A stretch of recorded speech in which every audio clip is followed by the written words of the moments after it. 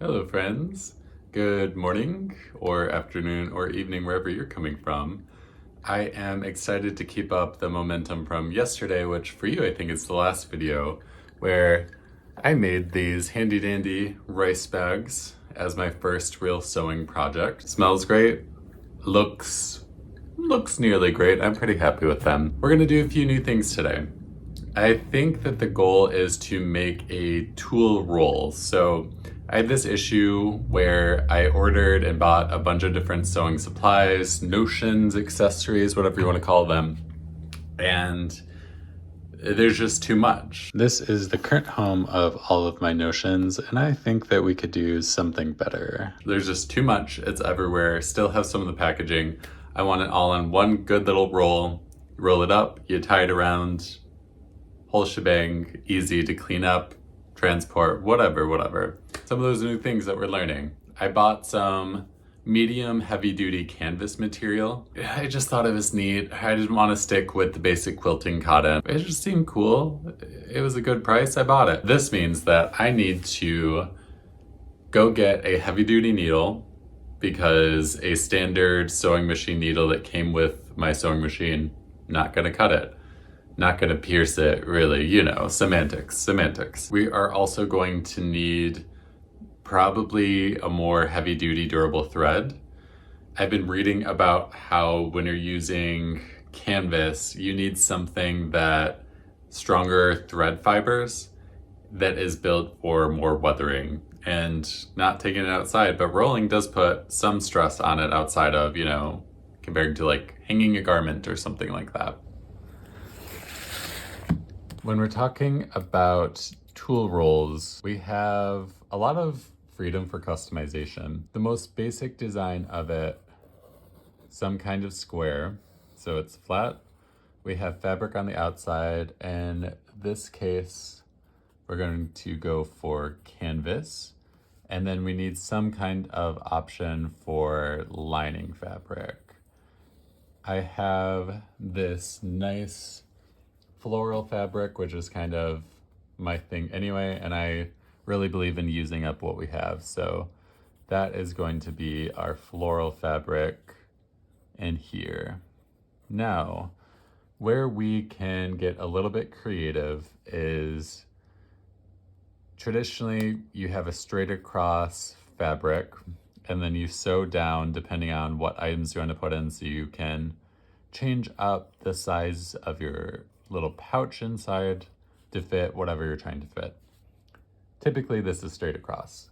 So if we're looking at a more enhanced version, because tools are going to come in different sizes, big and small, I saw a really great video. I think her name is Laura. She turned out this tutorial. She added a kind of diagonal lining fabric. So for example, I know for me, my biggest, oh wow, that's a questionable pair of scissors, but the biggest item that's going in my roll will be scissors. But when we have kind of the smaller notions, I'm thinking about maybe like my chalk pencil. That's gonna be much shorter than the scissors. So by cutting this on a diagonal line, it means that everything will be accessible, because if this is fitted to scissors in our top drawing, then our little chalk pencil is going to get lost in there and I won't know what it is. I'll forget that I have it, which means I probably won't use it. I love the neutral and rugged, I guess, look of the canvas, but we'll see what that looks like. Gonna finish up my coffee. We're gonna head to Joann. We're gonna get the needle. We're gonna not be tempted by the fabric on the wall. Denial. To be determined. My husband worked at this company that made springs for automobiles, and a manager had this painting commissioned called the Spring God. When that manager got fired, apparently everyone there hated it because they threw it away immediately, and my partner saved it from the trash. The Spring God found new life.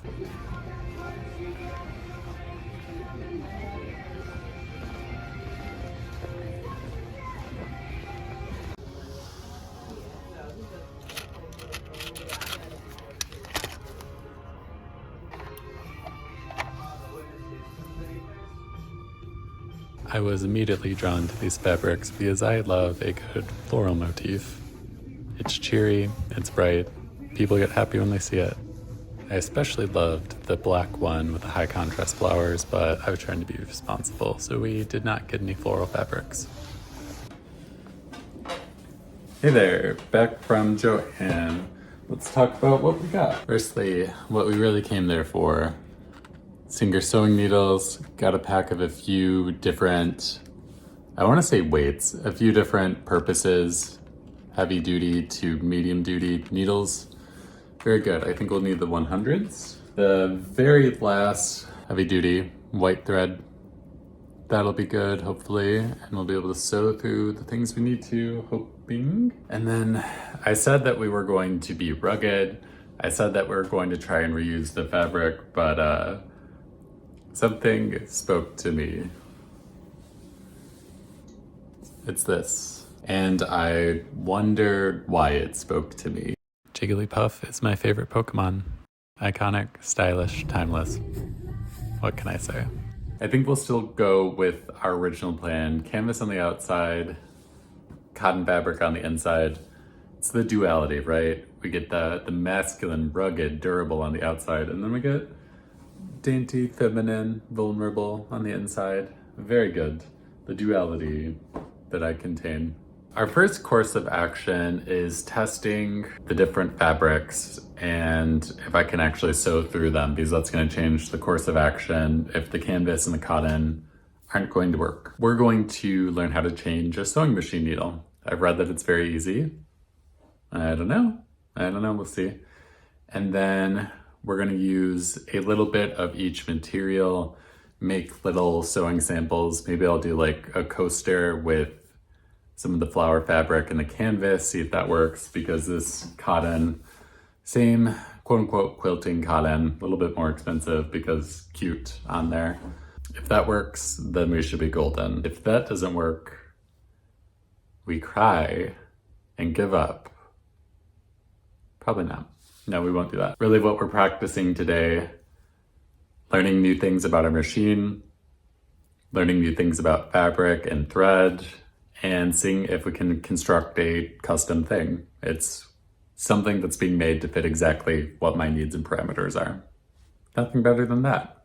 Let's get started. I need a catchphrase. Or I don't. I can just be an authentic person existing in the world, and that's fine too. All right, meet you over there. We're going in for the needle. In this storage compartment here underneath the sewing machine, I had a bag of goodies, and one of them is this screwdriver. Didn't know what it was, but it's fundamental to what we're working with. So right here is the notch where we're gonna fit that in and get ready to catch this because we're gonna loosen it up. And I think we can take that the rest of the way. Make sure that doesn't fall through.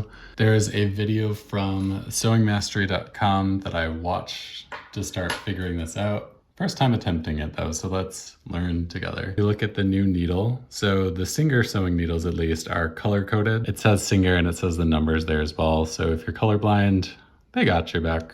The important thing though is that the needle has a rounded side as well as a flat side. So you can see the flat side there, and we want the flat side to the back. All right, here's the nerve-wracking part. We're gonna put that needle up in there, maybe lower our sewing foot so we have more room.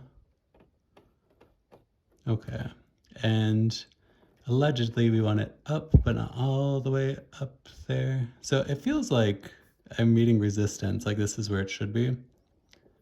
We're gonna go ahead and tighten that with our hands so we don't over tighten. Okay, and the neat trick, once we lower our needle, or I guess raise our needle, yeah. So that our handle up top up here is all the way up. If we can take our threading guide, we are able to fit that in there. We should be in a good spot. Yeah. Good to go, friends. That means you're gonna take this bobbin, thread it, see if we're still enemies or if it's like a enemies to lover situation where I actually know how to make this work and it wants to cooperate. then I think we'll be good to go for the next step. Just for reference, this is our canvas fabric. It is much larger than I expected. All one piece, which is pretty great. It is duck canvas fabric, 100% cotton, 10 ounce. I didn't realize what the ounces meant. As the ounces go up, it becomes more and more heavy duty. Definitely could have settled for the 7 ounces, but that's not bad. I think we can work with that, hopefully. Gonna cut off a few test strips or squares. The iron is hot and ready like Papa John. Get it hot like Papa John? Gotta get my iron on. Chappell Roan kind of has a death grip on me lately. How lovely. Think we're good to go. I have the canvas backing with the cotton fabric over top, have it clipped in. I did notice, and I read a little bit about canvas fabric preparing for this. We've got like a scrappy kind of edge seam ripping effect going on. That's just the nature of cutting canvas as a woven fabric. I don't mind the scrappiness, to be honest. I think there are a few different things you could do, hemming or certain stitches that would work to lock in these edges. And I'd like the kind of scrappy punk rock look. And I think working with canvas really pulls that off super well. These things look a little better when they're scuffed up and imperfect, I think. So I'm not gonna do anything special. We're just gonna do a regular straight stitch and see what's up. I did change my stitch length to a 3.5. A lot of the things I read suggested going. My machine by default was set to 2, and we're gonna change that to 3.5 just to make sure that we're sewing this with the highest probability of success that we have. Sewing. Hi, sweetheart. I love you.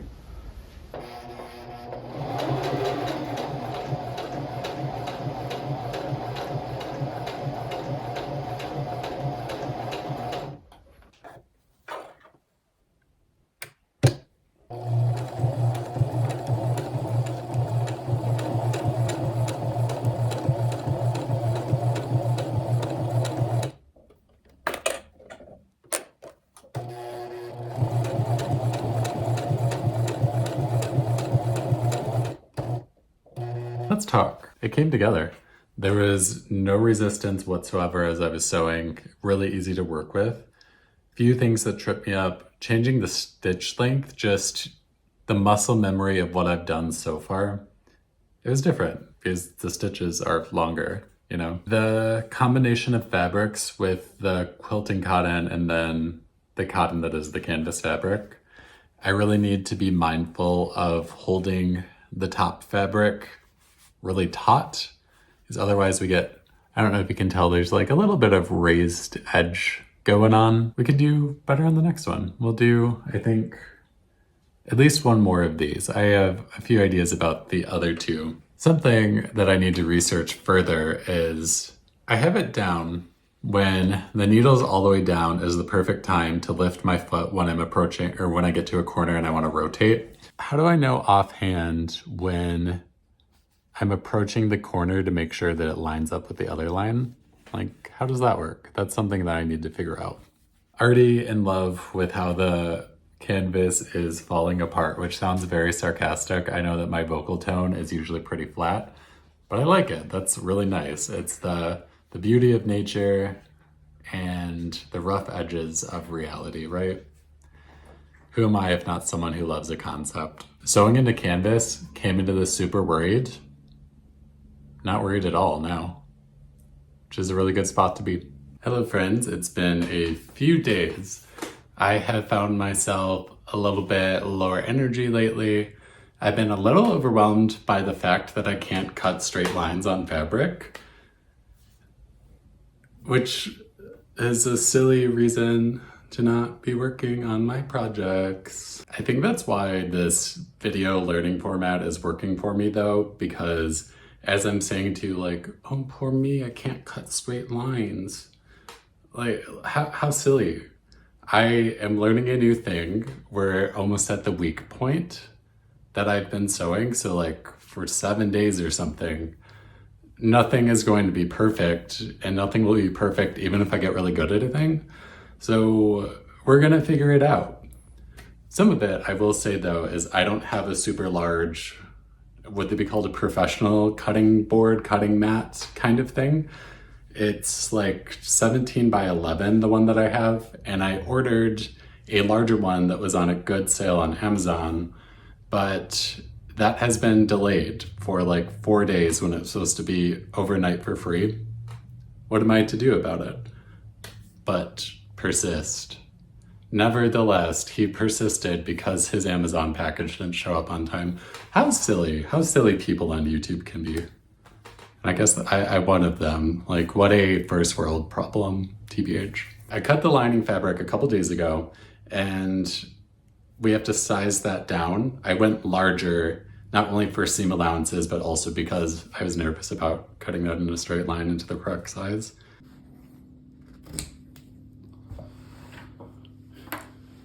Phew. Less monologuing. We're gonna cut some stuff up and then sew some stuff up and prosper.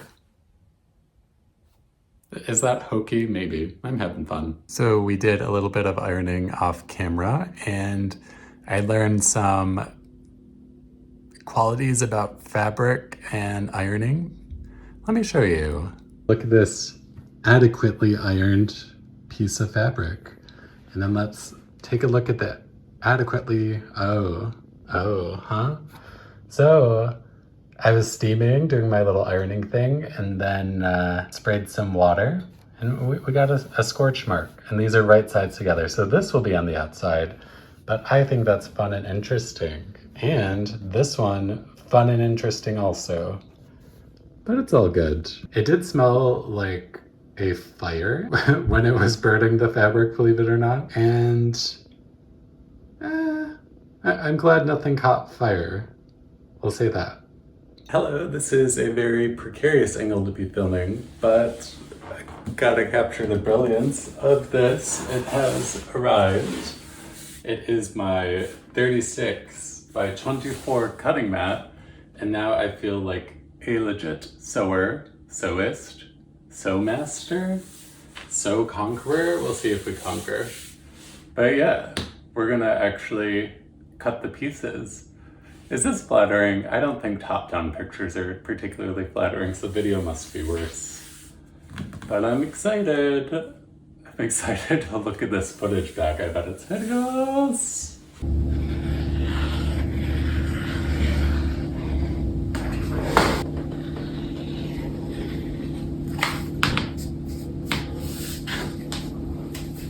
Kind of amazing how this cutting board has changed the game, because before I was on an uneven table trying to measure things on a cutting board that was like 11 by 17, and this mat is it. I went from the dining room table, and now I'm on the kitchen floor. We're moving up in the world. Kind of literally, the dining room's on a half step. That's not a funny joke. Cut this down to 21 by 26 because that's where we ended up with the canvas. All right, fast forward cutting montage. If you are a masochist, you can turn it down to like 0.5 speed and watch me flounder about in real time. How exciting.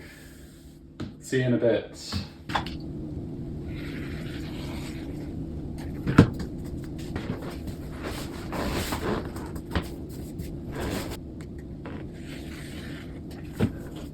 I think we're done with the hard part because the rest of this is mostly just sewing a square. I do have to do that like diagonal folding cut situation, but I don't think that should be so bad. If you recall my last video, I did the thing where I didn't put the right sides together, but this time I did, and the edges are matching up pretty nicely. We're gonna have to do a little bit of trimming at the end, but I don't think anything major. This is the part where we start doing the diagonal cut. And the instructions I'm following say to take this, go down 3 inches, make a mark, and then meet on the left side corner here. So that's gonna start giving us the diagonal and then the diagonal folding up. All right, I think we can do that. Since we're working on the wrong sides this time, having pencil marks aren't going to be a huge deal. Yo, please cooperate, friend. We're gonna do even smaller pencil marks, just a little bit at a time, because doing anything longer than like 1/4 of an inch is making this move all over, and we can't hit that. I think we're gonna switch to the hard ruler now that we got some kind of line going on.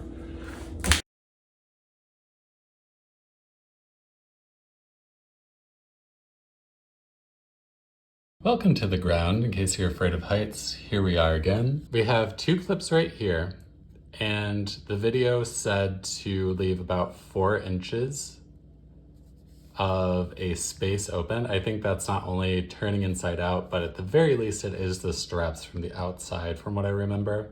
We're gonna leave that a little bit bigger just because of who I am as a person, and I'm being cautious about it. Because we're sewing with a 5/8 seam allowance, I'm gonna go ahead and mark a couple of points in the corners so that I have the pivot point where I'm going to turn the entire sheet of fabric and keep it as even as I can. The biggest thing I was working on here was trying to keep a consistent speed, especially when you're working with more thick or durable materials. It's important that you're not jumping all over the place, because not only are the stitches uneven that way, but also you have a higher probability of snapping a needle. This was the first time I really sewed for a long period, and it just hit. I don't know how to describe it. There's a zen kind of state when you're working on something and it's going smoothly and you're just doing what you need to do. Highly recommend. I think it went super well, honestly. That's looking very straight. We got our back stitching in so that we didn't lose anything in the shuffle. That was the first time while I've been sewing that I hit the flow state. I think that I've been working on so many small things that I haven't gotten into the groove, but once I started turning the corners and figuring out my hand placement, it was super easy to go straight across and around, even to the point where I got to this diagonal piece here. That went super well. I didn't skip any stitches, and I'm feeling really nice about that. Next thing we're going to do, because there's going to be some folding in involved, we want to make sure that we cut some of the bulk off of the corners so that we don't have as much material to fuss with while we're working. Cool. Now that I so expertly did not sew the inside out turning gap, we're gonna be able to turn this inside out, hopefully. I did leave an extra 2 inches just because I have larger hands, and I thought that with canvas being a durable material, it'd be a little bit easier. Easy enough. And our next challenge is finding the corners and turning those inside out. So a lot of people had these kind of wooden stick situations, but nothing too pointy. Going to find something to turn this inside out with. I don't know what yet. I'll be back. All right. I found nothing. I do have scissors though, but maybe the edge of this. I have a sense, probably not, but maybe, and I'll take a maybe. My excited yelp sounded like a scared yelp. I'm feeling excitement. My voice is just monotone and my facial expressions are tiny. We're nearly there. We're in the home stretch. Off camera, I saw that the scissor handles were not doing what I needed it to do, so I just used my finger. I traced along the seams to make sure that everything was pointed out, and super quick. Not a problem at all. Where we had our diagonal line edge, we're gonna fold that up and then get started on the pocket. That'll be the fun part, trying to make everything work and fit as we'd like it to. But pretty easy. Hi there. Hey, sweetie. She's just happy that I'm in a different room of the home. I love cats. If you do something slightly differently or move furniture an inch to the left, they're in like new furniture rotation, and just the joy. So I'm the furniture and I'm in the dining room instead of laying on the couch or hanging out at my computer. Cats just love that. Oh, hi, Pixie Marie. This is going to look a little bit weird right now. So I took the flat edge, I folded it up, And then we're left with that kind of precarious diagonal situation. But when we fold it up, we should get a nice straight edge. I'm pretty happy that I decreased the dimensions of it. So this feels right for the starter amount of tools that I have. We still have our side over here open. We're going to slip straps in here in a little bit. I think I'm gonna put clips right here. And then for each clip, going to sew straight down. Make sure that we have enough space for everything so that it fits, but it doesn't fall out.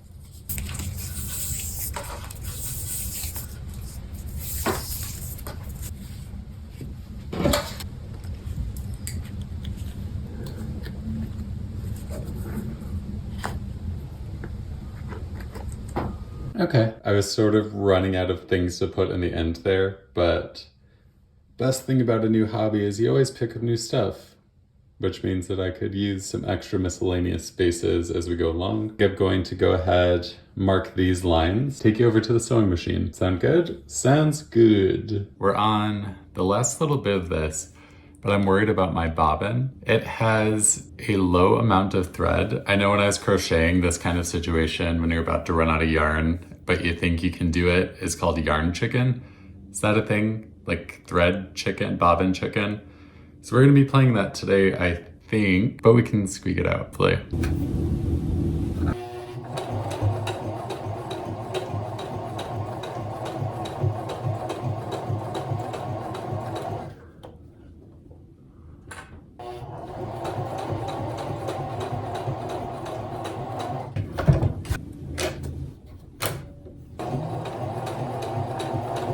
I'm starting to notice that as we get across, I'm like folding up the roll so that it fits in the sewing machine, which is cool. I'm just wondering, those of you who are proficient at sewing, is there a better way I could be going about this, or do I just have to suffer? Do I just suffer and then scrunch up whatever I'm working on? It's fine for this, but if I'm working with something more expensive, I wouldn't want to scrunch it up. If there are any tips, let me know. We're good on the pockets. Oh, bad camera angle. Hi there. This is so creepy. What we're going to do is figure out the side straps, sew all the way around, and then we're done. I feel like I'm in a horror movie and I'm looking through the keyhole at you. Oh my God, I'm so tired. With some of these extra scraps, I think that I can salvage the straps for the outside. If I trim these up a little bit, some of them are looking kind of gnarly. Queen of reduce, reuse, recycle, I tell you what. Found 2 pieces of scrap fabric that were approximately the same size and crudely stitched them together. This isn't gonna be a big deal though, because I'll turn it inside out and then it goes inside of the opening and we stitch right over it. So once that all comes together, we'll have the ties on the outside. Then we're gonna go ahead and sew all the way around and make sure once we stop at our back corner over here, we'll sew down that, back stitch, lock it in, and then we're good to go. I lost my bobbin chicken. We got to about here before we lost it. I am a fool. Friends, I think we're done. Trim off these last few threads and then I think that's it. Let's take a look. Oh, this is good. Okay, everything I wanted to fit in there, fit in there. I do have some extra odds and ends that will fit in that last pouch as well. Throw in those buttons. I think it's time to roll it up. Yo, look at this. Roll. Whoa. Holy crap. It sort of works. Does this actually work? Holy crap.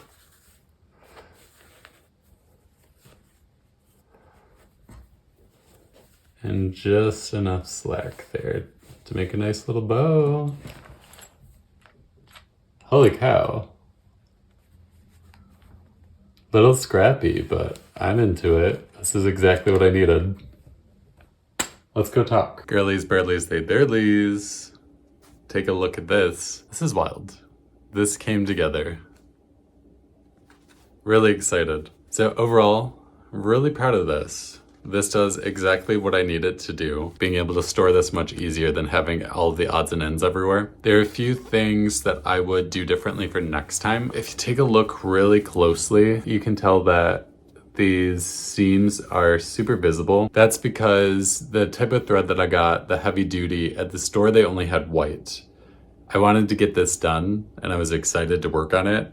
So I didn't opt to go to a different store to find what I believe would be natural color, so that would blend in perfectly with the canvas. When you learn a new project, I think once you get the basic conventions down, the better quality comes from the small details.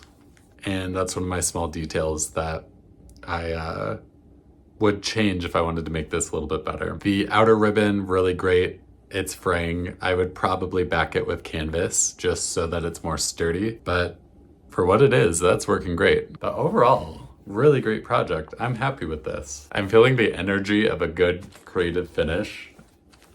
And something about when I work on projects, I don't usually make these for myself. I'm usually super motivated on a gift-giving occasion or wanting to treat someone to something. This is one of the first things ever that I've made for me. And not only is it functional, but I made it. I'm really proud of myself. The outro? The outro. If you have any feedback for me, any tips on what I could do better, suggestions for new projects, or anything under the umbrella, I'll be here. This is good. I'll see you in the next one. I'm really happy with this. Sewing project 2 complete. My gosh. This is wild.